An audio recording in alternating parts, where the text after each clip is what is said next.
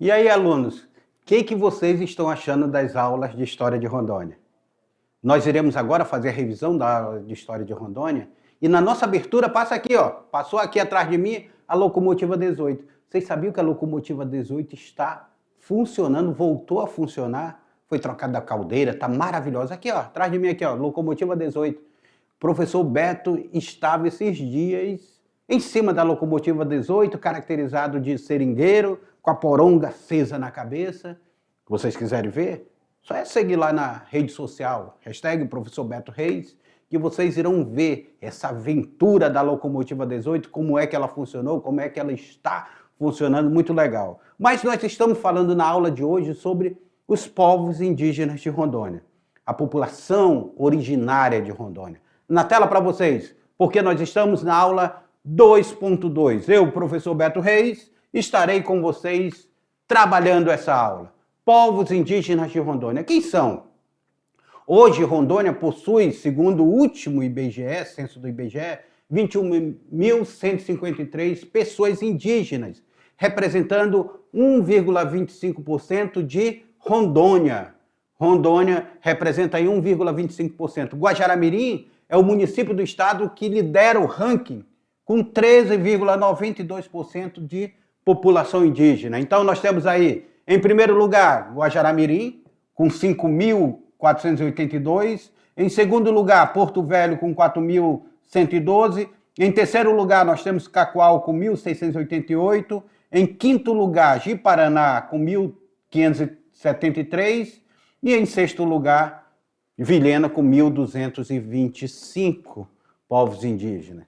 O processo histórico, nós pegamos a pesquisa de Lévi-Strauss, que é um etnógrafo, e ele escreveu um livro chamado Tristes Trópicos, onde nas navegações de Lévi-Strauss, na aventura de Lévi-Strauss, ele detecta em torno de 50 mil indígenas que ele vai chamar de Império Cauaíbe.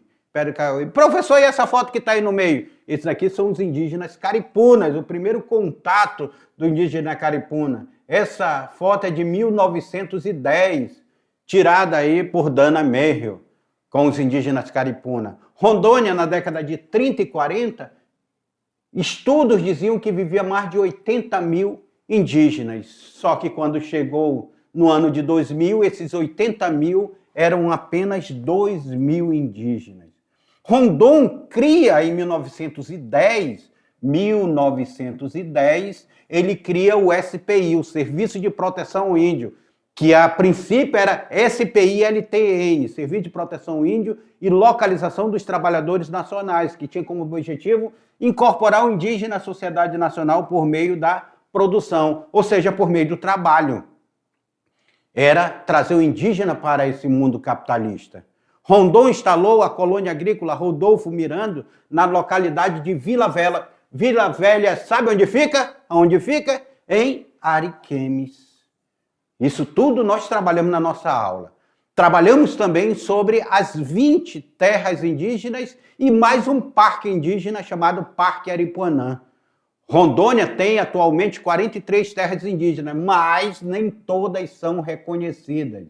20 são regularizadas, e 23 ainda não foram identificadas pelo órgão indigenista oficial, quem é o órgão indigenista oficial? É a Fundação Nacional dos Povos Indígenas, a FUNAI.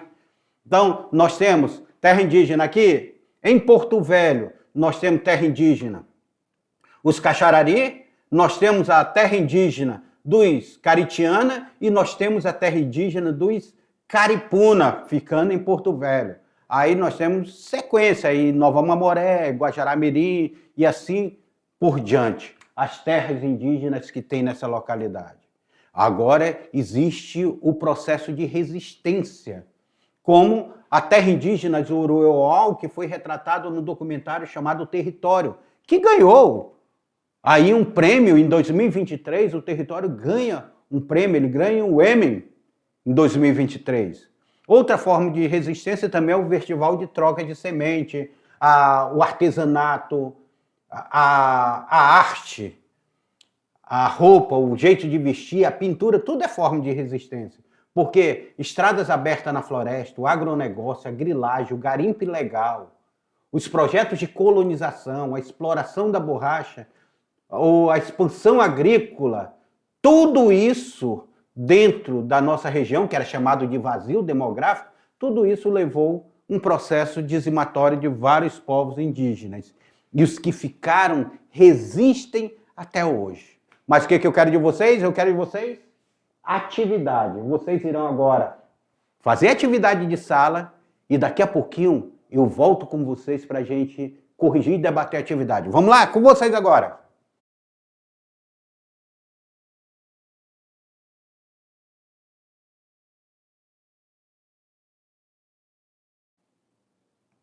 Professor, essas atividades o senhor colocou aqui. Olha o tamanho do texto, professor. Não, mas é assim mesmo, gente.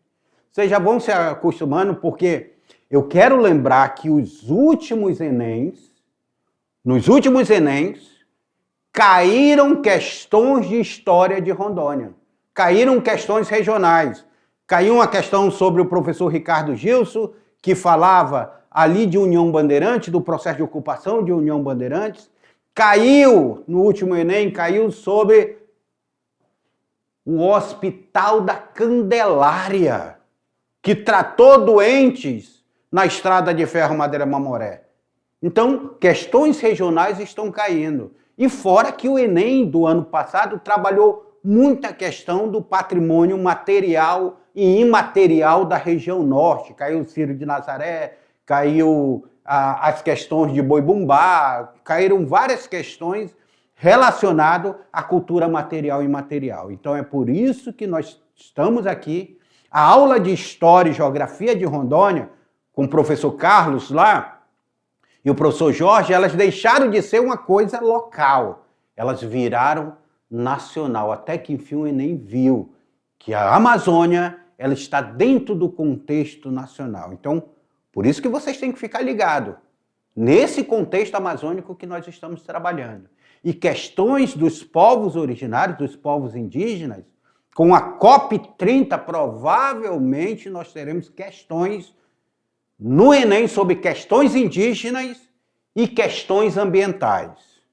É isso que o professor Beto trabalha com vocês. Tá? Convido vocês a assistir o documentário. Assistam documentários como no Rastro dos Uruauau, que retrata o primeiro contato de Apoena Meireles, filho de Francisco Meireles, com o povo Uruauau. Assista o Território, esse documentário Território. Assistam também, busque o Massacre do Paralelo 11. Vejam documentários que falam sobre o Massacre do Paralelo 11, quando indígenas cinta-largas foram mortos pela expansão agrícola, mais de 3.000 cinta-largas.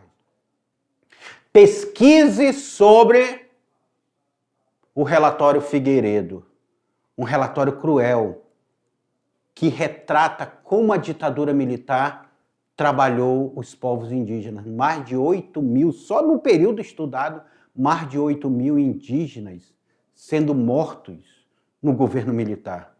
Então, são documentários, relatórios que nós temos aqui que retratam o sofrimento desses povos indígenas e a resistência desses povos indígenas em Rondônia, que forma esse estado de Rondônia.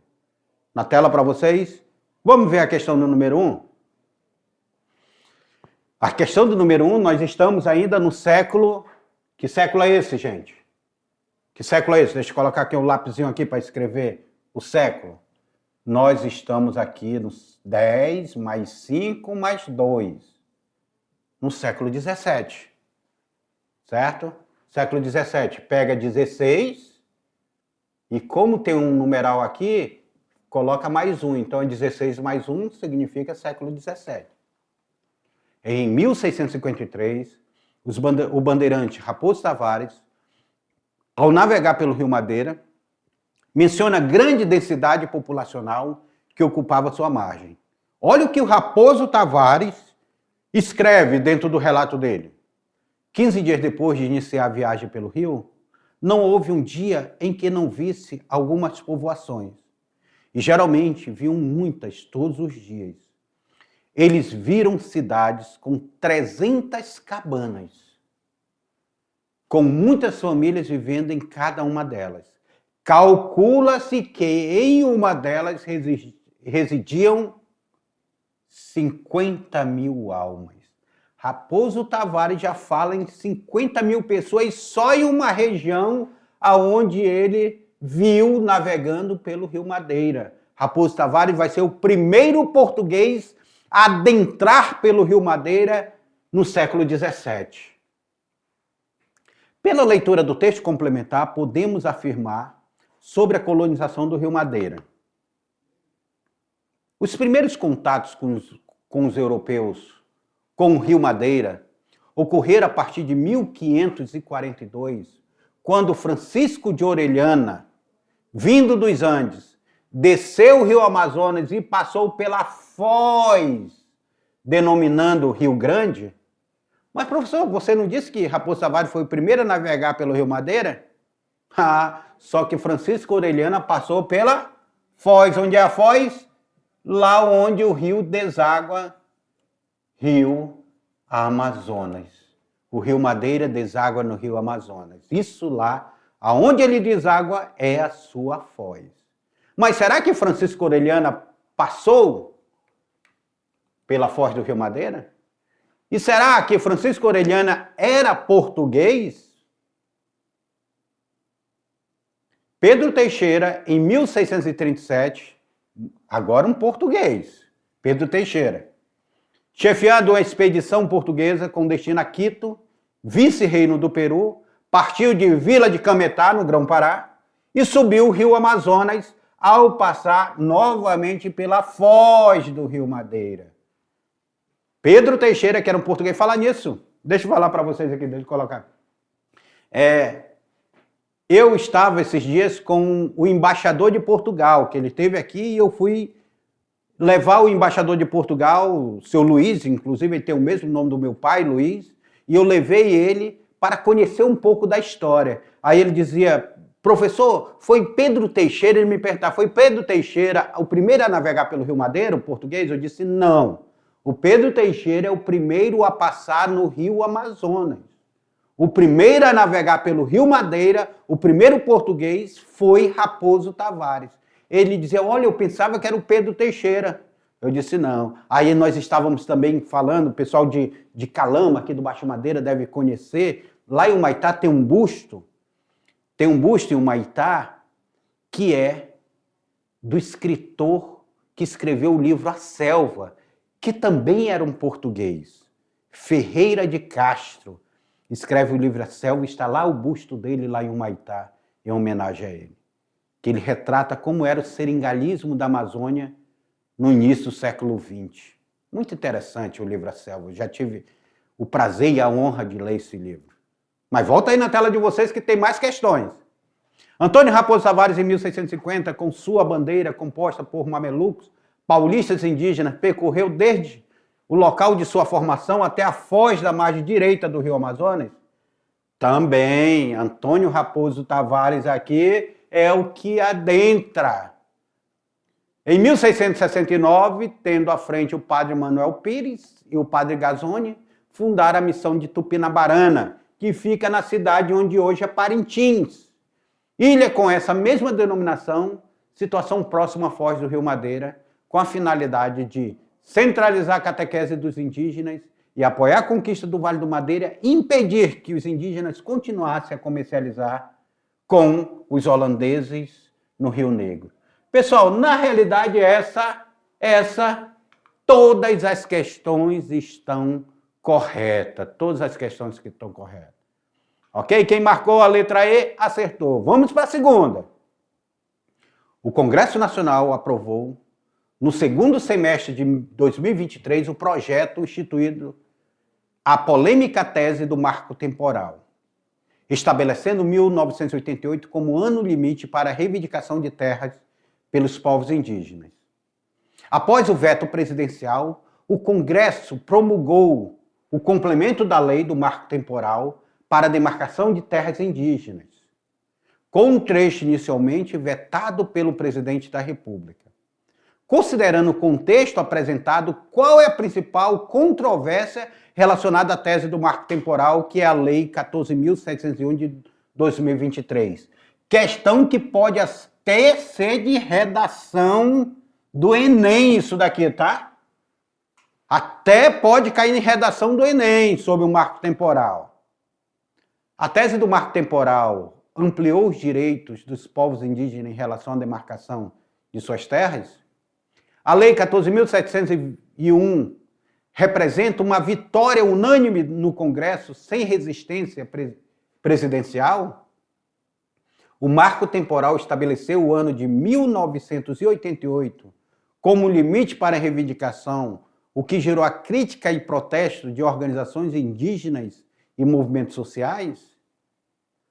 O veto presidencial ao projeto do marco temporal foi mantido, impedindo qualquer alteração na demarcação de terras indígenas? Ou a Lei 14.701 não possui relação direta com a tese do marco temporal, sendo um projeto independente voltado para outras questões legislativas? Pessoal, com certeza,